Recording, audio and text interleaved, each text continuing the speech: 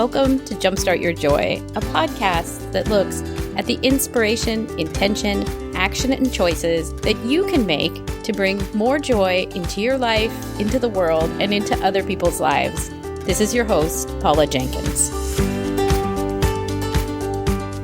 Welcome to episode 237. This week on the show, I'm really excited to be doing a look back episode where I'm revisiting a conversation that I had with Christy Tending last summer. This one was originally called The Evolution of Life and Business, and it's a really great look at how things change both in life and business, and how Christy and I both see ourselves as full stop change agents for our lives and the things that we do here on the planet.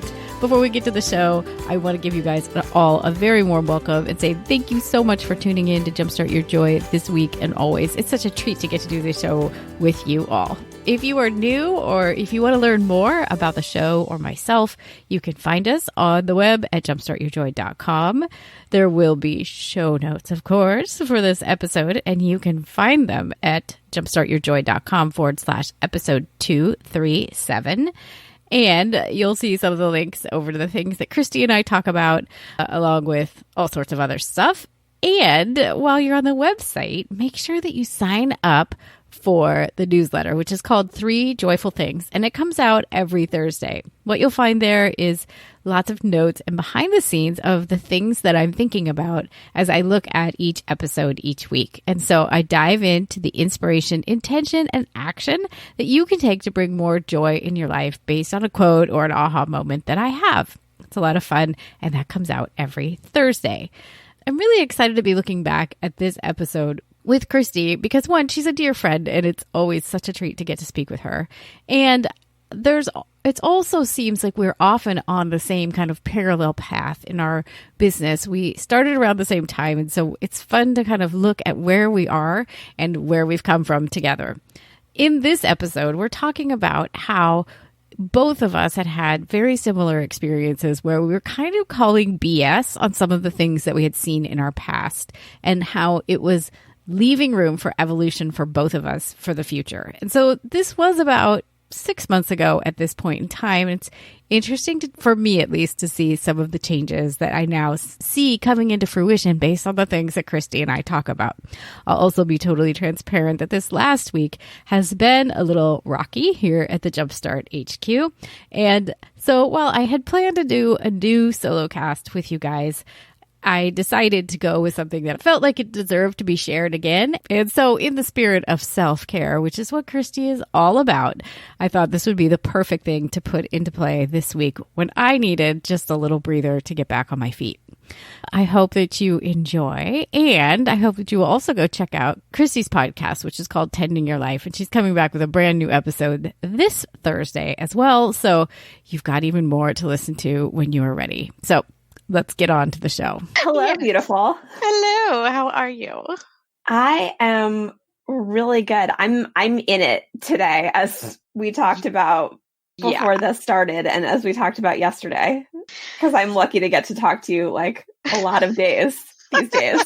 Yeah. So I'm really in the thick of it, but I'm also really good. I can understand that. And I appreciate that you can see both sides of it, that we can all do this work, meaning whatever work it is that we do in this world, and also be, hey, yeah, it's kind of hard to move some mountains or create new things or question authority. Yeah. So, yeah. And I love you for it. I love you too. I mean, we should start talking because otherwise we're just going to be like, I love you for this whole episode. It's going to be super sweet. So those of you who, I don't know how it'd be possible, but that don't know Christy, she and I met through this podcast and have become dear friends. And it is always a delight because we kind of started our businesses and our path to becoming ass kickers and entrepreneurs around the same time. And so it's always really cool to get to check in and talk about the things that we see both in our lives and in the businesses that we are creating.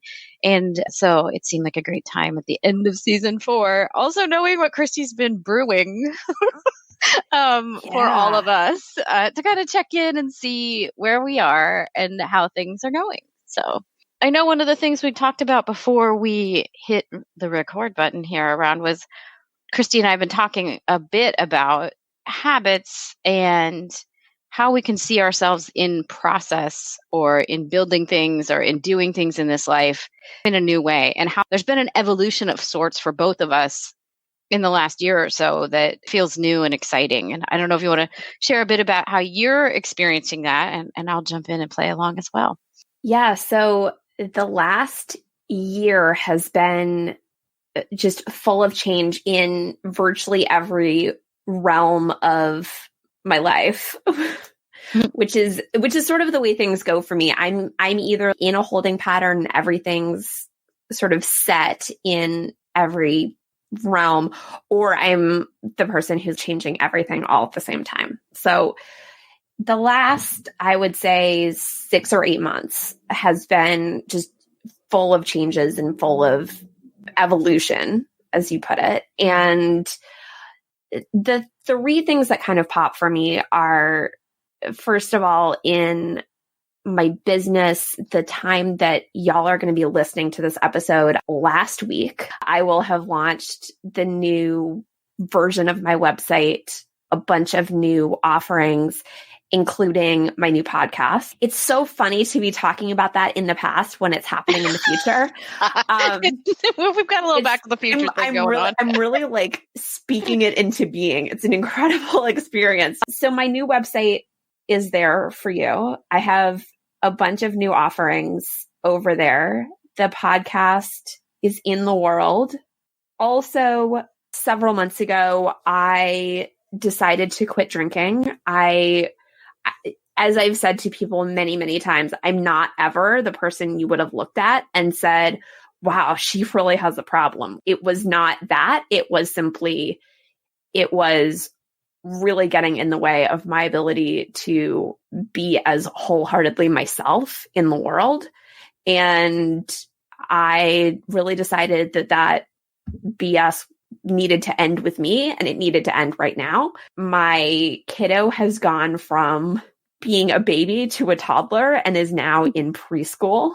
And that evolution for me as a parent has been super interesting to let go a lot and still be present in supporting him because he's 2, but really inviting so much non-attachment and so much letting go and so much allowing in for him to, strike out on his own and make friends and be in the world. So it's been just full of evolution recently for me. Yeah. It's like a train coming down the tracks and I can't stop it. It's like, yeah. Oh, here's this other thing for me to evolve.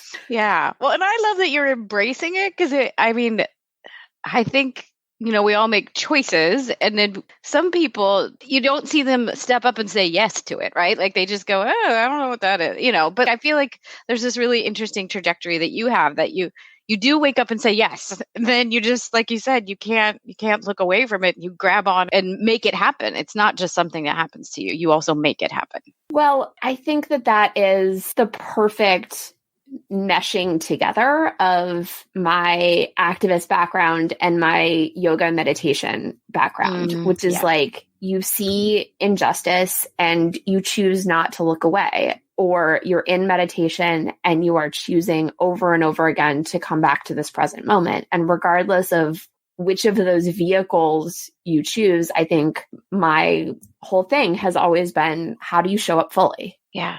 Especially when evolution is probably inevitable. Change is the only constant. And so I think, it is, how do we step in and get comfortable with it and also see that there is that desire, I think, in both of your sides right there. There's that desire to be more, if it's to be more present in the example of meditation, or is it to be more present in doing the good thing in the world that is possible? It's the desire for more. And I think that's beautiful.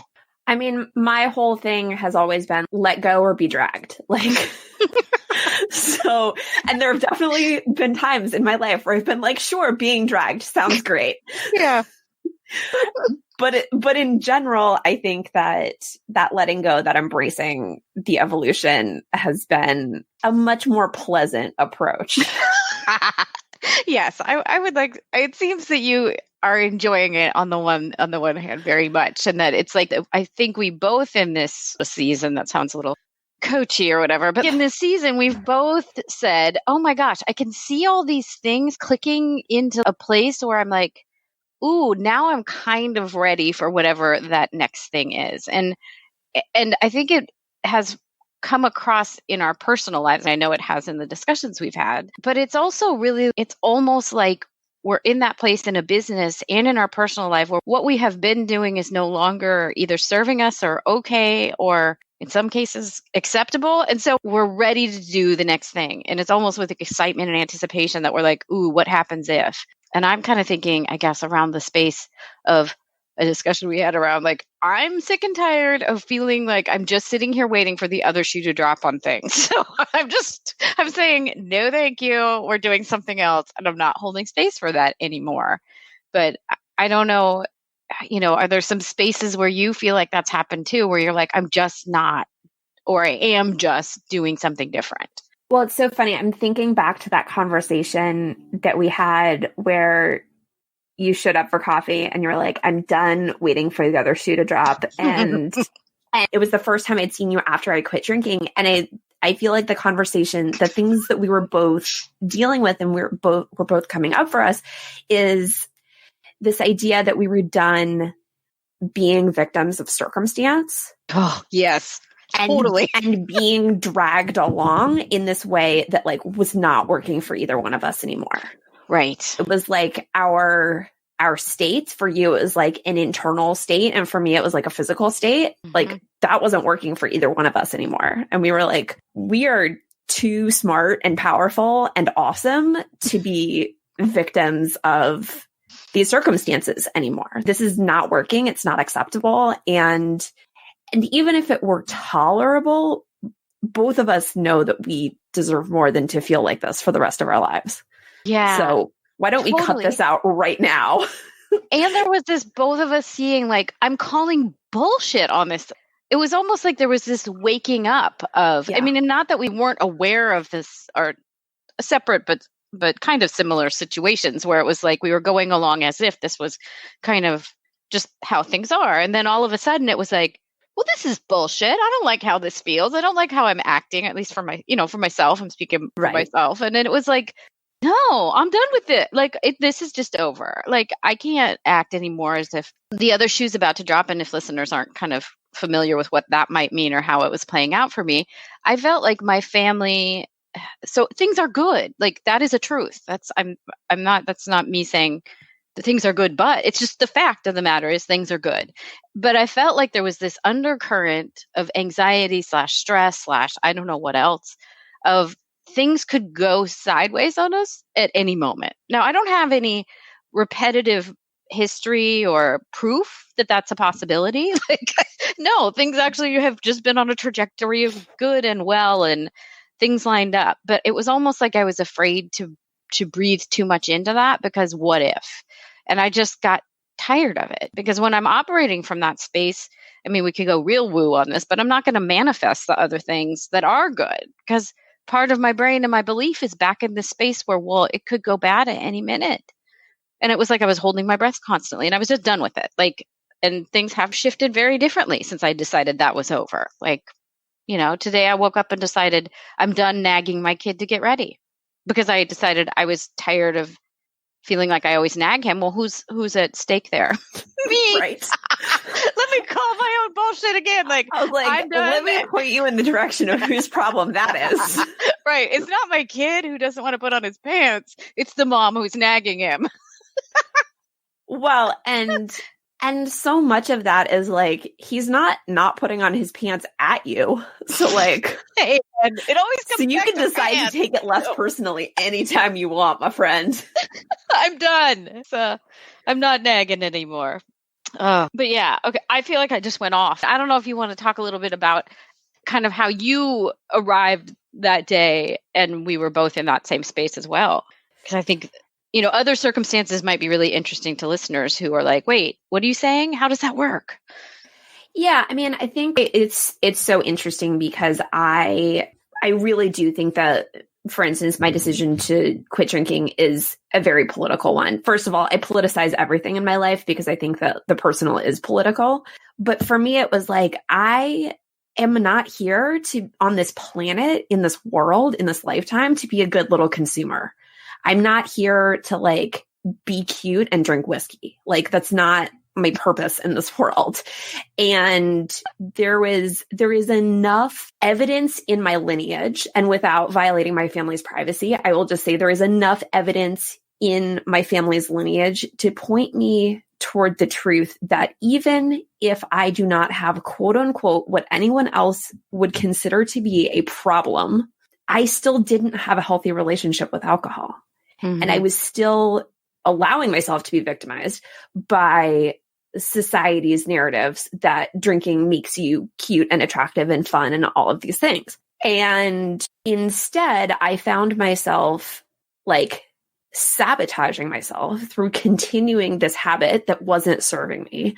Yeah. I was basically fueling the fire of my ongoing anxiety and depression. And I was betraying the truth that I know, which is that I am not here to be a good little consumer. I am not here to follow anybody else's path. I am here to make change in this world. I am here to experience our intrinsic interconnection. And I can't do that if I'm still drinking. And I also understood, and again, this is why it feels so political to me, in the same way that I am a climate activist, in the same way that I have a strong anti-racist practice. I will not say that I've rid myself of racism, because I don't think that's a thing that white people can necessarily achieve. We don't get stickers or cookies for this. But as somebody who is trying to undo that internal conditioning, mm-hmm. I can either clean this up now with the climate, with racism, with my drinking, with any other habits. I can either start cleaning this shit up now, or I can leave this for my kid to deal with. Yeah. And that is not an acceptable option for me. Yes. It is not acceptable to me for me to leave my child with a broken planet. It is not acceptable to me to pass down this lineage of drinking. It's not acceptable to me to continue to pass down unchecked racism to my child. Right. And that's really where the rubber meets the road for me, is like, what am I doing with my life that I'm going to be passing down to my child? And I think it takes such a strong sense of self and sense of presence, and really getting to that space of realizing, and I feel myself doing the same thing with my son as well. And for listeners, he's 8, so he's a little older than Christy's kiddo. But we're in different phases of parenting. We're different phases. So if we're talking about it a little bit differently, that helps align with that. But like, I find it really important that I am explaining to him about how I see racism and how it's had roots in all of our past, and how do we approach anyone who is different.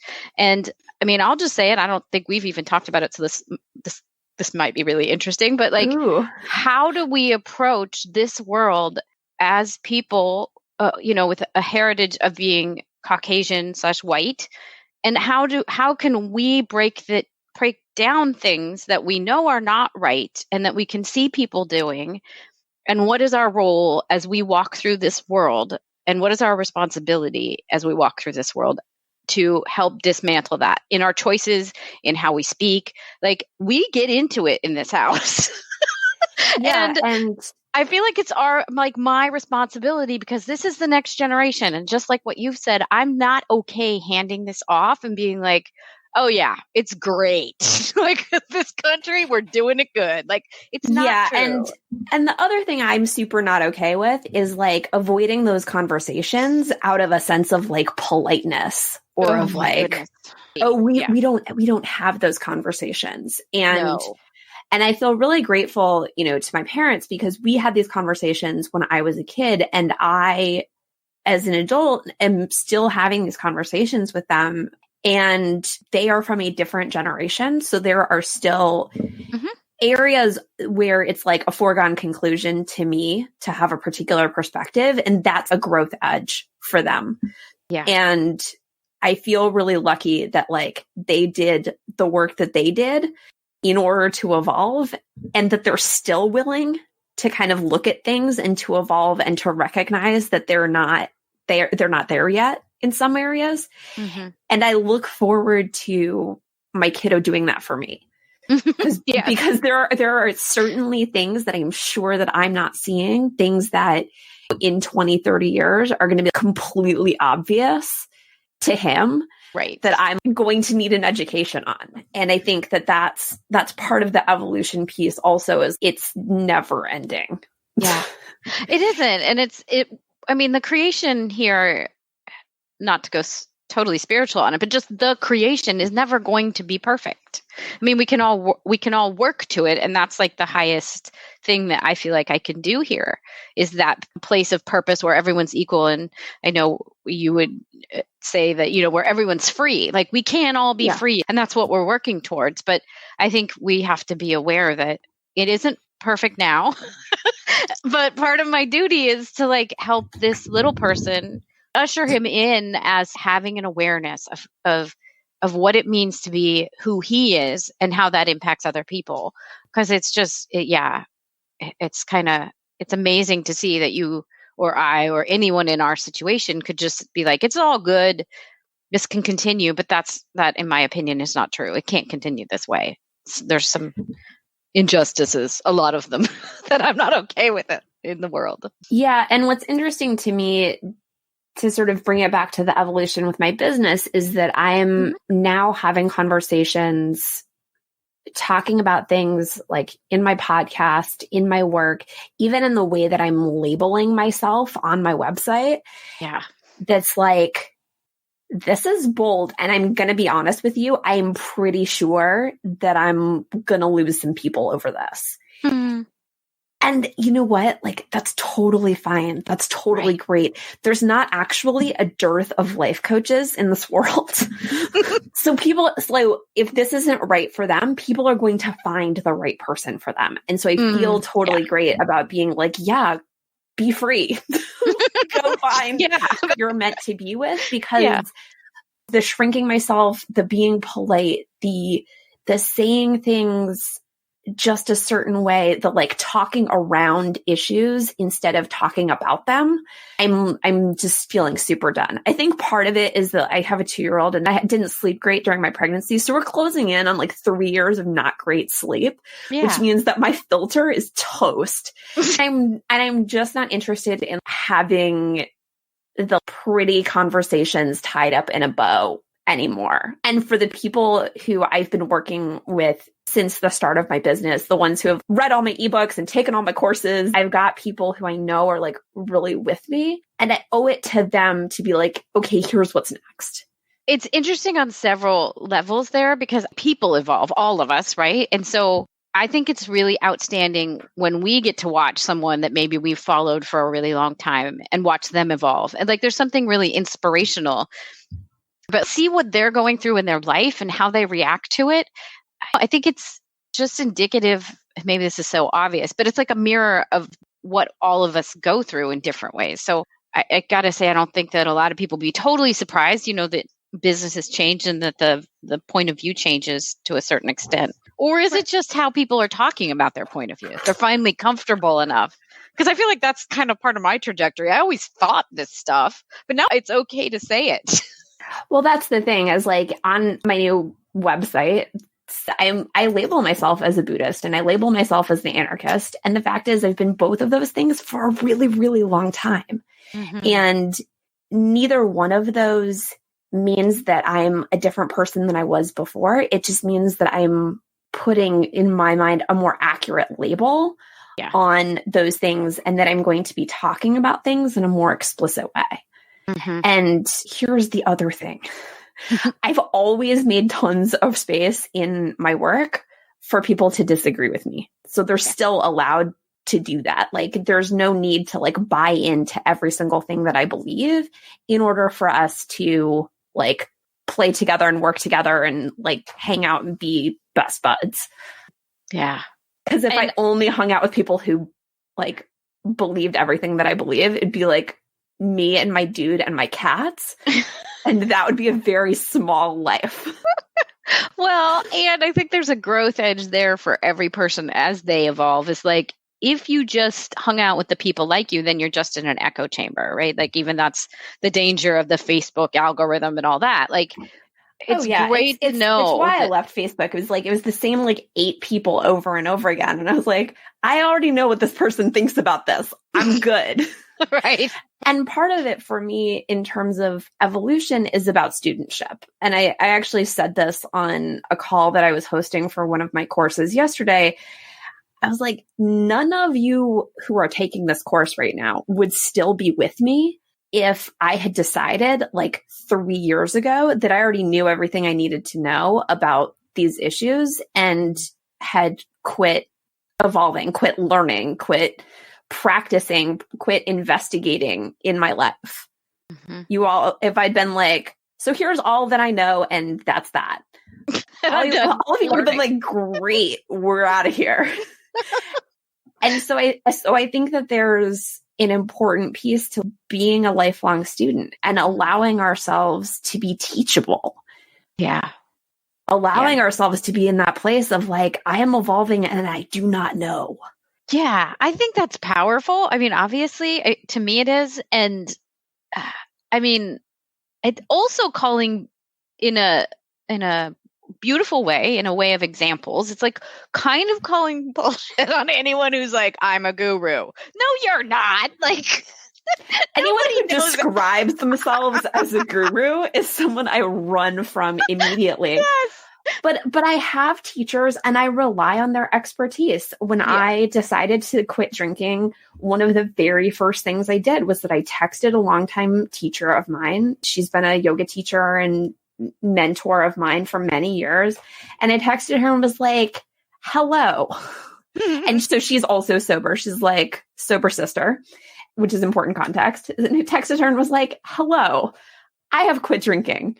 I'm okay and feeling very functional in this so far, but any thoughts you got for me? Like, you've been doing this a while, like, what you got? Yeah. And the absolute most amazing thing that she did was that she directed me to her teacher. And she said, here's an audio meditation from one of my teachers. She goes on retreat with this person. And she says, do this meditation with him every day for 40 days.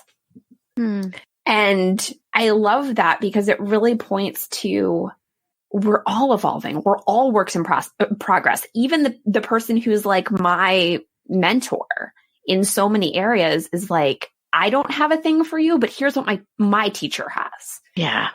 And to me, it was like, oh, this is why I study with this person. This is why this person is my mentor, is because she's committed to studentship. Yeah. Yeah. And so for me, it is a very serious commitment to remain in the, I'm not sure, but I'm going to find out for you. And we're all figuring this out together kind of space. To me, it's really important. Right.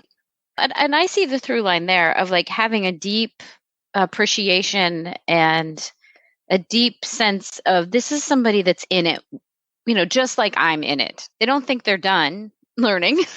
There's no pretense here that like there's some sort of absolute knowledge or a quest for the absolute that means you'd be done at some point figuring it out. Like, I think there's something really beautiful when people can be present in their vulnerability with you, because it shows like, yeah, I see you and we're kind of mirroring each other and we can be in this together.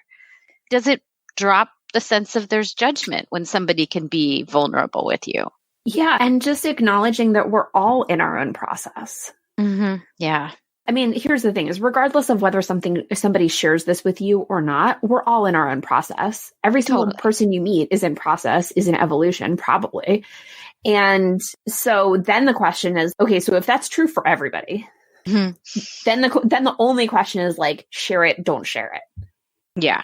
And there are tons of reasons not to share your process. Privacy and family, and it's too tender so far and all of that. And I probably err on the side of like, I'm like a share bear. I'm like, here's what's up. And And that's kind of the side that I err on. But at the same time, if we're all in process, if that's true for literally all of us, then the only question is like, share it and potentially empower someone, potentially help someone feel the tiniest bit less alone, or don't share it. Right. Yeah. And I think I'm also one of I'm just a transparent type person, like clearly podcast high, like it's not going to work to hide out somewhere else with things. So yeah. And is there a step there each time of I'm aware of my stuff, I'm processing my stuff, I share my stuff, and then it happens again. Like, so it's always like you're plateauing up kind of, or just into a different realm. I don't want to make it like there's a hierarchy of evolution necessarily, but like that we each become comfortable with our shit. And then we say, oh yeah, I've kind of processed through that. And now I'm going to share it with other people. But I, at least in my own process, have to be aware of it, process, and then I can share. Yeah. And I think that, sharing just to share, as Brene Brown said in her most recent talk, it's on Netflix. She said, live tweeting your bikini wax, not vulnerable. Like, so there's a certain amount of like sharing just to share isn't necessarily going to help anybody. No. But I think there really is something to remaining a student and sharing what our studentship looks like. I agree. On a regular basis. And I think that that's the direction I'm pointing myself towards. Yes, there are new things that I have to say and things that I want to share and resources that I want to create and all of that. This is like the first time I'm saying this out loud, but I really think that for me, the evolution of my work is to show up in my studentship as wholeheartedly as possible. Yeah. And to say, okay, this is what this looks like. This is what this is like for me right now. And to make that not knowing thing okay. Oh, yes. Because I think particularly for activists, like life is already kind of so heartbreaking and uncertain that then if we walk around and we're like, well, I'm not really sure about this, that kind of feels extra difficult somehow. Yeah. It's like life is a heartbreaking mess and I don't know. But I think that this, like, how do I show up and be a good student? How do I show up and evolve for future generations, even if I'm doing it imperfectly? Yeah. How do I make sure that next generation maybe has to deal with like 5% less of the bullshit in the world? And I think that for me is like where it's at. That's like where the party is these days.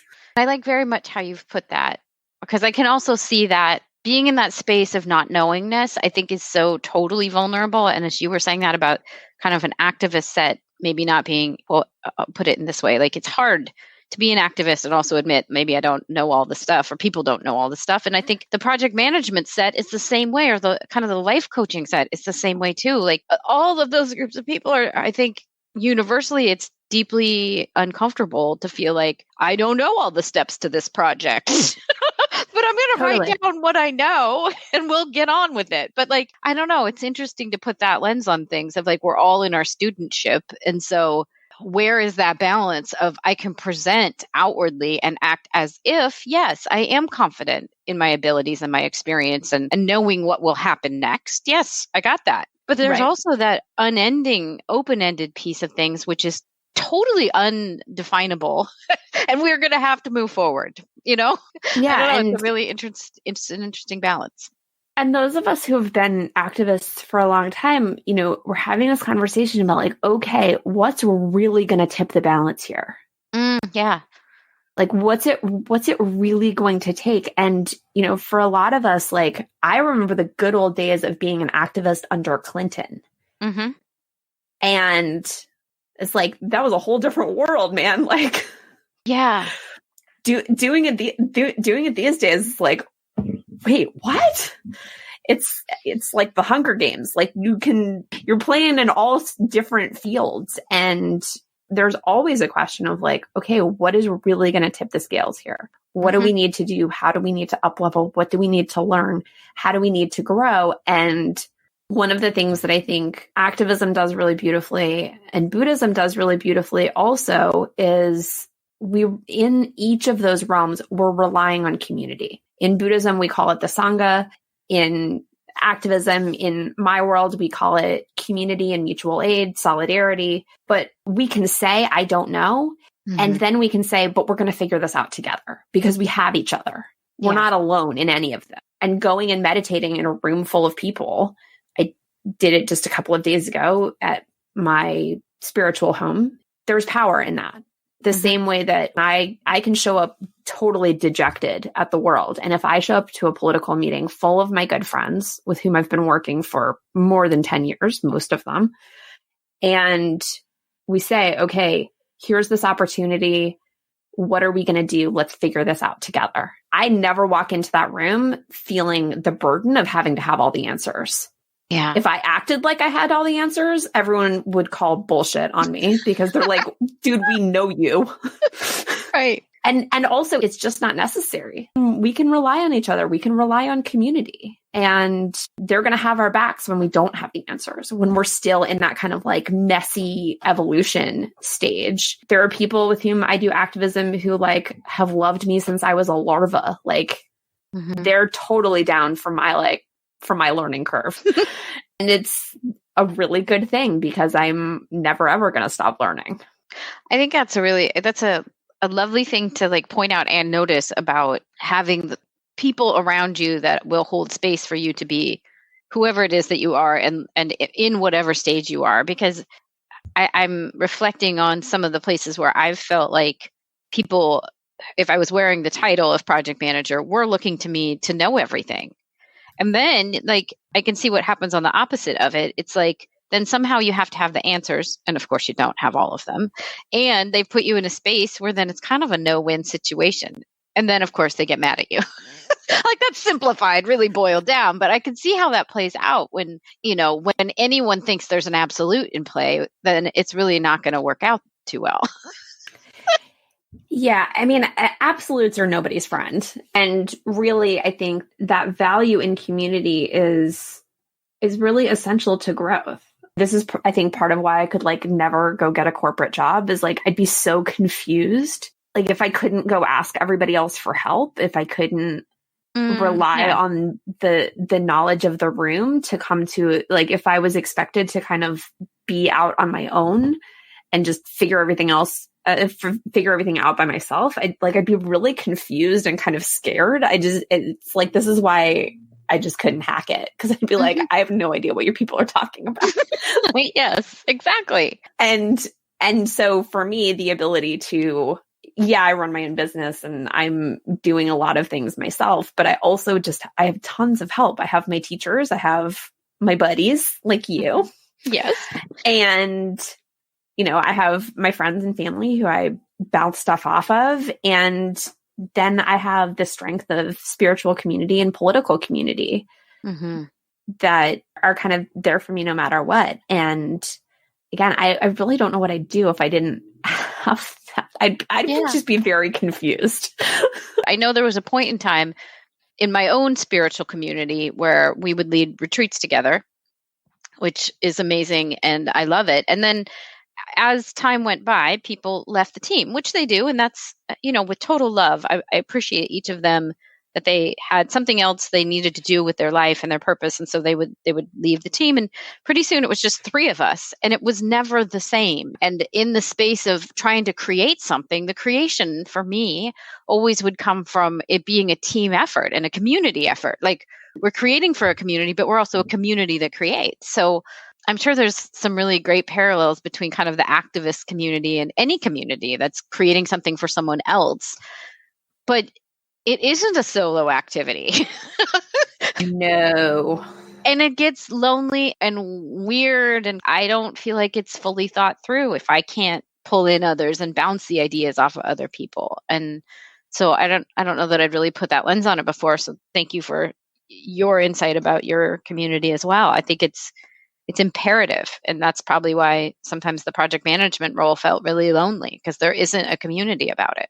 Well, this is why I'm so wary of anyone who calls themselves guru and why I like don't want to be one. I'm like, man, we're doing this work here together. Like, let me assure you. And it's why, whenever I teach a course, I'm always doing the course alongside my students. And I'm kind of sharing with like stuff that comes up and things that I'm studying in my practice and kind of weaving them in and like, okay, here's what my teacher says about this.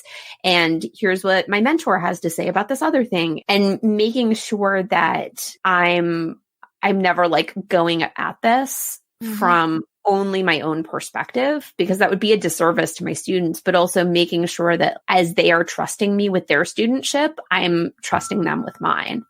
I just feel like it would be a very unhappy path for me. Yeah. I think so too. Yeah. And it's really striking me that the next episode after this one is with Sister Michelle, who is a Franciscan nun. And I think a lot of what we're kind of grappling with here is something that I see her and her community really do well, which is they are an example of a teachership that very much honors the past that brought them to where they are. And by that, I mean, like, other scholars, and they're deeply involved in scholarship. And it's just really beautiful to see how that can play out. And it's very much a different example than one might see in a lot of the social media guru circles or like internet startup. I know what I'm doing. So, it's an easier, more inviting way of approaching leadership. So how did it get that there's like these people up on pedestals? I don't get it.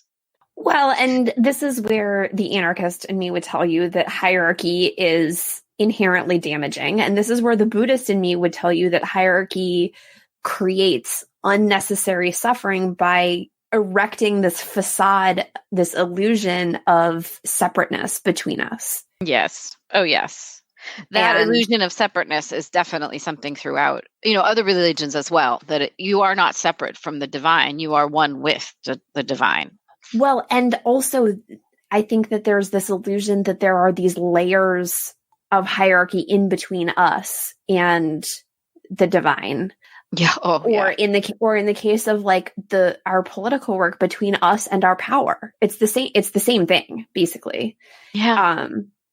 I was having a conversation with somebody. This was probably 6 years ago. I was talking in a small group of people, and we were talking about a protest that I had recently coordinated. And somebody in the group asked me, "Oh, how did you find out about that protest, that event?" And I looked at him, and we had this sort of, I described it as like a, what do you mean? What do you mean? What do I mean? Sort of a moment. Yeah. I was like, what do you mean? And he's like, what do you mean? What do I mean? Like, how did you find out about it? And I was like, find out about it? Like, we just decided, man. Like, our group just decided we were doing this. And like the look on his face was so amazing, because he was like, wait, you can just decide to do stuff? I was like, oh man, the amount of stuff that I just decide to do, right. You would be amazed. Yeah.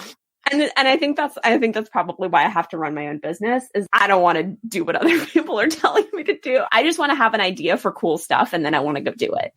And I think that what he was experiencing was like, you're allowed? And I was like, oh man, they're allowed is a myth. Like, I think I posted on Instagram recently. I was like, you are a grown adult who is allowed to do whatever you want as long as you are not hurting people.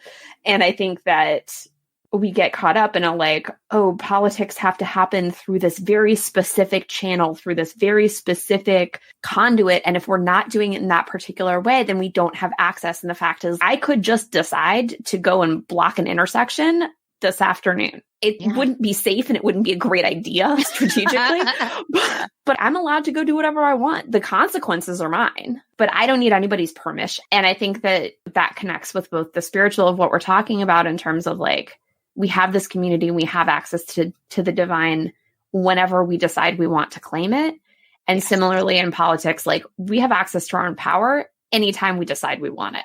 I'm sure there is a slice of listenership that's like, that is deeply uncomfortable to think that I can just do. Like, wait a minute, we all like, that's the Zen moment of anything, is that permission required to do the thing you want to do.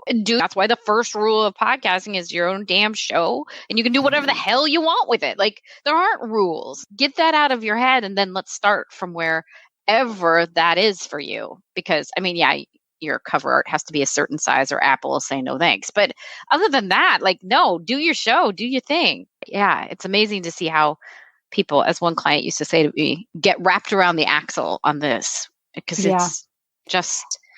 And people get uncomfortable watching other people do it too.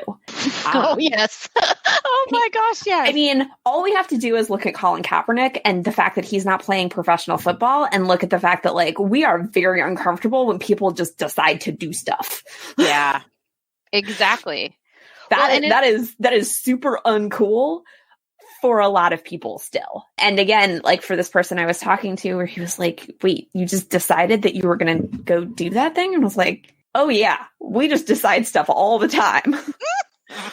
I'm like, there's no like intricate decision-making structure. It's like me and like two of my friends were like, we should do this thing. And then we're like, okay, let's figure out how to do the thing. Yeah. Well, and that's where the magic happens. I mean, it's totally where the magic happens. I got to say, like, that, I love that nugget of like, yeah, we're just going to do it-ness. Like, because that's how this whole show started. Was I'm like, well, I don't know how, but I'm just going to frickin' figure it out. Let's do it. Like, wait, nobody told me I could have one. I just said, yes, I'm going to. I guess part of, once you've opened that door to like, you can figure it out and you have every right to do it. I feel like there's no going back. Like once you've tried, like you put your toe in, then you like are like, oh, what else is possible here? This is the nugget of this podcast episode is like Christy's distrust of authority and love of community. Well, and that allowed is a myth.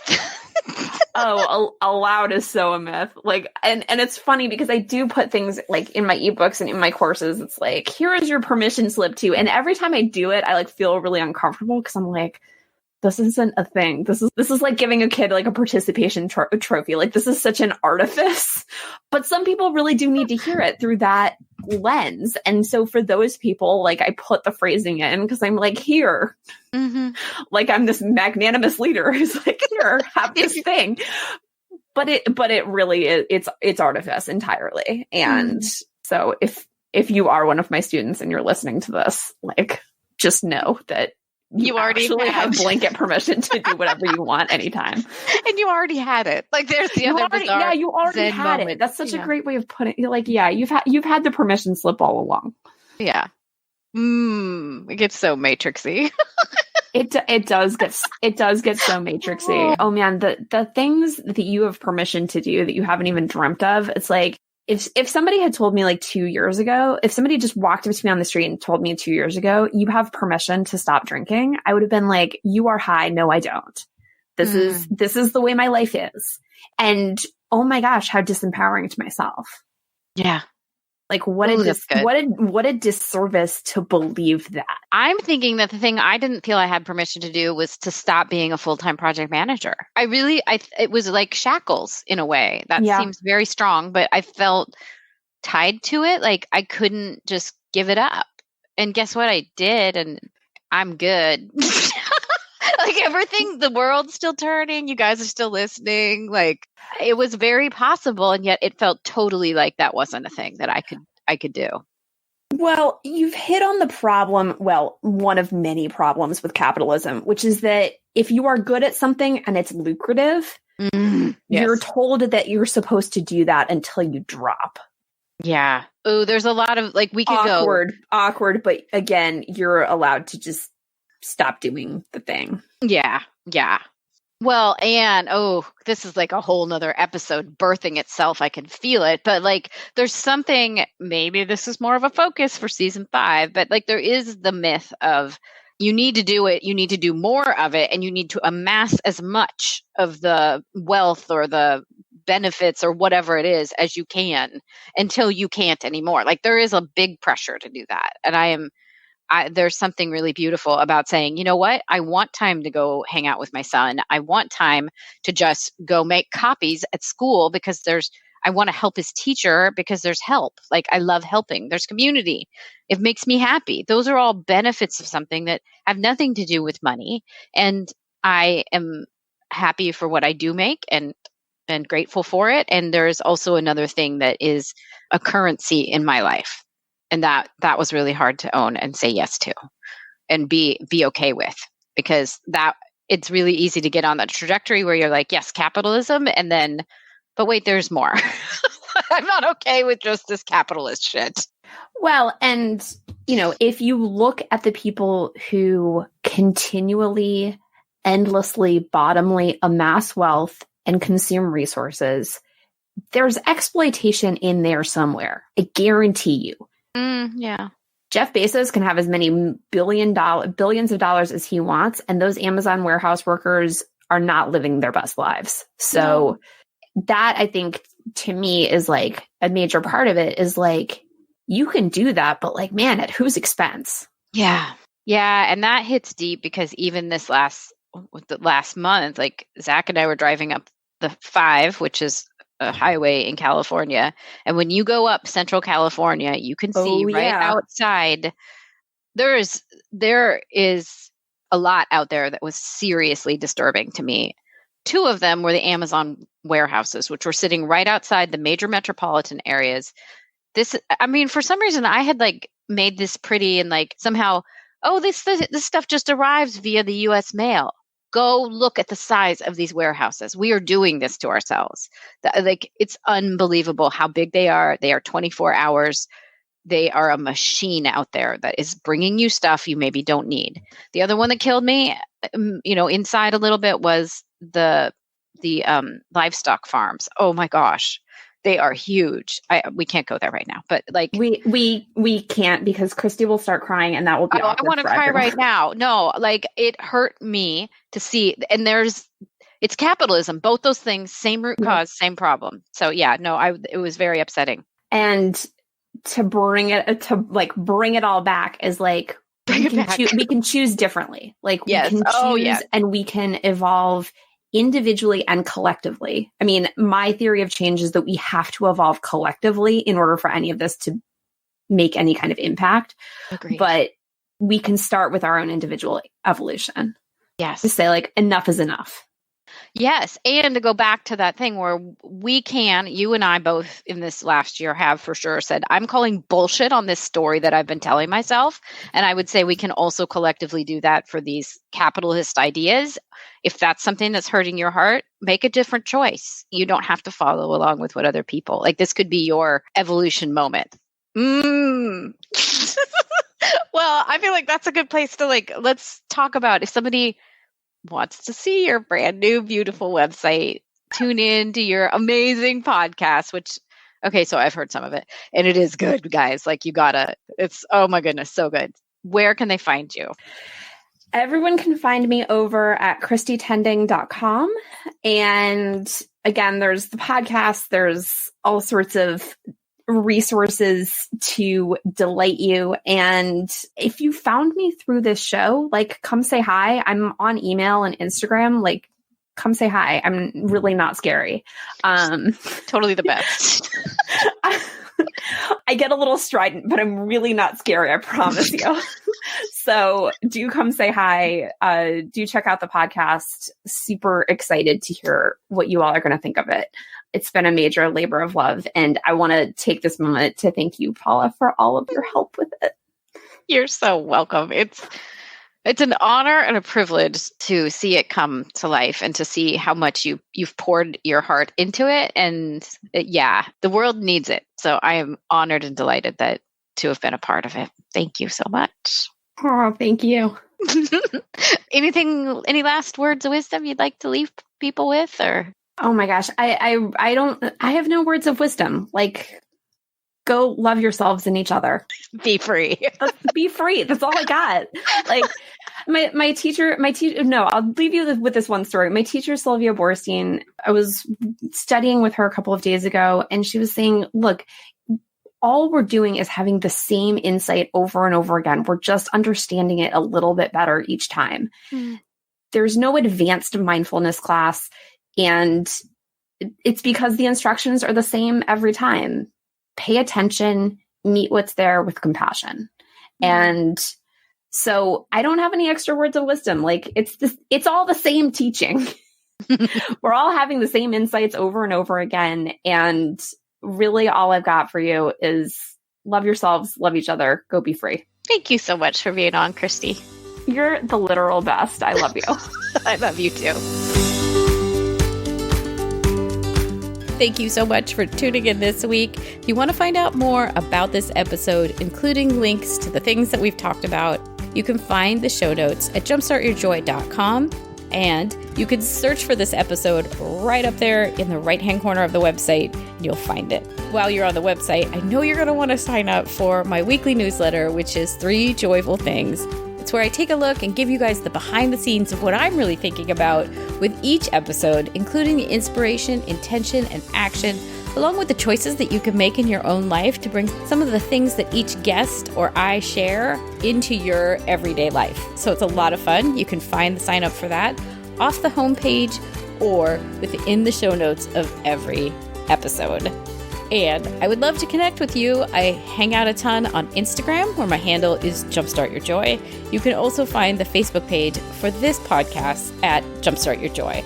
So I hope you guys will come on back next week. And until then, I hope that your days are filled with so much joy.